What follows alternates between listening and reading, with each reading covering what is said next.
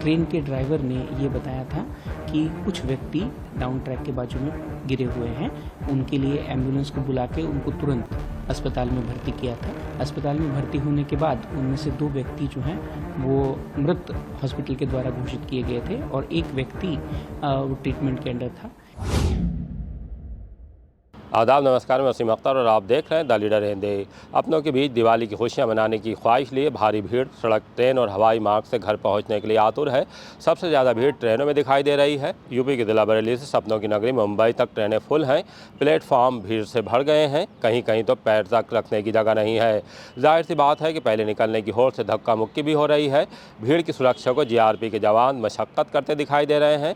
इस बीच मुंबई के Nashik road railway station पर हादसा भी हुआ है। लोकमान्य तिलक टर्मिनल से रक्सौल बिहार जाने वाली कर्मभूमि एक्सप्रेस से 3 युवक नीचे गिर गए हैं। हमारे मुंबई रिपोर्टर अमजद खान के मुताबिक 2 की मौत हो गई, एक को अस्पताल ले जाया गया है। उसकी हालत नाजुक है। तीनों की अभी शिनाख्त नहीं हो सकी है। उन ट्रेनों में ज़्यादा भीड़ है जो बिहार की तरफ जाने वाली हैं। इसकी एक वजह बिहार के विधानसभा चुनाव को माना जा रहा है। त्यौहार के साथ लोग मताधिकार के लिए भी तमाम स्टेट से बिहार लौट रहे हैं। आइए आपको ट्रेनों और प्लेटफॉर्म की स्थिति से रूबरू कराते हैं, दिखाते हैं कि वहाँ किस तरह के हालात हैं।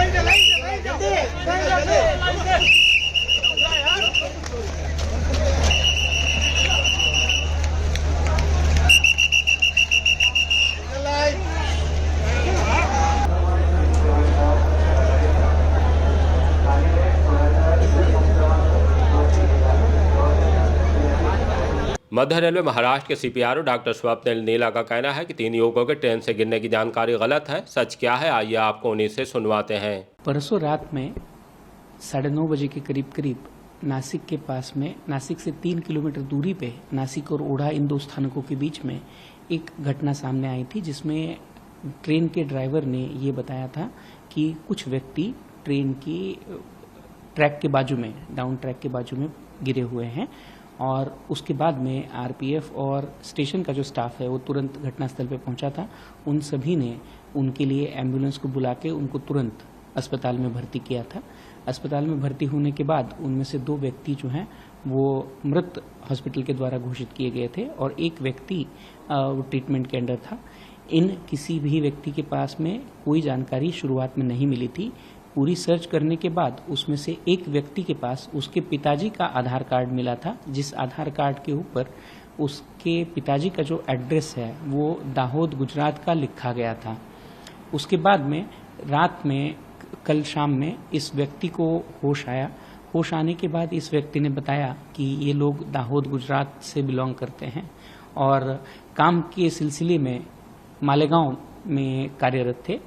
ये व्यक्ति परसों के दिन शिरडी दर्शन के लिए और बाकी स्थानकों के लिए गए थे। उसके बाद में ये नासिक में वापस आए थे। नासिक में वापस आने के बाद इन सब ने शराब का सेवन किया था। इसके बाद में ये लोग चल रहे थे और जब ये ट्रैक क्रॉस कर रहे थे उसी समय पे दोनों तरफ से गाड़ियों की क्रॉसिंग वहां पे हुई और उसमें इनके साथ में जो दोनों व्यक्ति थे वो चपेट में आ गए थे और ये जो व्यक्ति हॉस्पिटल में एडमिट किया है इनको भी इसमें गाड़ी से इंजरी हुई थी। इसके बाद में हमने ये जो जानकारी है कल सुबह 10 बजे भी सारे अपने सोशल मीडिया हैंडल्स के माध्यम से सभी को दी थी और किंतु उसके बावजूद कुछ तत्वों ने हमारी खबर के बगैर चलाया और कई सारी जगहों पे ये बताने का प्रयास किया गया कि ये व्यक्ति जो है वो किसी ट्रेन से गिरे हैं, जबकि ये सारे व्यक्ति जो जिनकी इस घटना में सम्मिलित हैं ये सारे ट्रेस पासिंग का केस था, जिसमें यात्रियों को ट्रेन से जब ये रेलवे ट्रैक का क्रॉस कर रहे थे नासिक और ओढ़ा 2 स्थानकों के बीच में, तब इनको ये आघात हुआ था। और यही चीज़ हम आपके माध्यम से भी सभी यात्रियों को और उसी के साथ साथ में सभी मीडिया हाउसेस को भी ये बताना चाह रहे हैं कि कृपया किसी भी प्रकार की ऐसी फेक न्यूज़ के ऊपर बिना कंफर्मेशन के आप ना उनको चलाएं, बिना कंफर्मेशन के आप ऐसी कोई भी चीज़ ना चलाएं जिससे यात्रियों में भी किसी प्रकार का असंतोष फैल सकता है और साथ ही साथ में भारतीय रेलवे और मध्य रेल की जो इमेज है उसको क्षति पहुंच सकती है।